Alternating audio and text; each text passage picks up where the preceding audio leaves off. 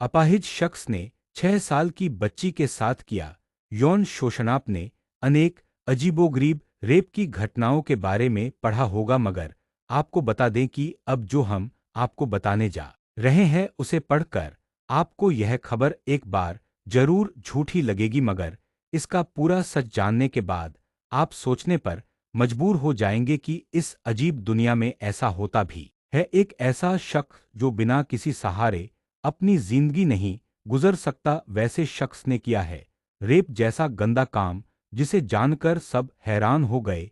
एक शख्स जो बिना मदद के ना चल पता है और न खुद से उठ बैठ सकता है, कहीं जाना हो तो उसके लिए भी इसे सहारे की जरूरत है।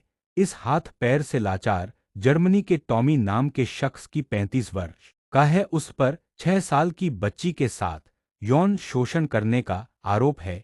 हॉट न्यूज के खबर की माने तो पीड़ित बच्ची के बर्थडे के दिन पर बच्ची की मां ने सभी बच्चों के साथ टॉमी को भी बुलाया था।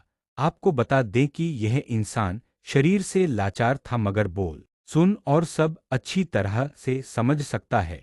टॉमी ने बच्ची के साथ एक और बच्चे को खाने सुनाने के बहाने अपने साथ एक कमरे में चलने के लिए कहा और वहां जाने के बाद आरोपी टॉमी ने अपने गंदी हरकत को दिया अंजाम। कोर्ट और वहां मौजूद लोग तब हैरान हो गए जब बच्ची ने आपबीती जज को बताई। बच्ची ने बताया कि कहानी सुनाने के बहाने एक कमरे में ले जाने के बाद टॉमी ने एक खेल खेलने के लिए कहा और इस दौरान टॉमी ने बच्ची को अपना कपड़ा निकलने के लिए कहा और फिर अपने मुंह से गंदी हरकतें करने लगा। वहीं आरोपी अपने आप पर लगे सारे इल्जाम को झूठ ठहरा रहा है, मगर कोर्ट ने टॉमी को दोषी करार दिया है और 11 महीने के लिए सलाखों के पीछे भेज दिया है। वीडियो अच्छा लगे तो सब्सक्राइब जरूर करें और लाइक भी।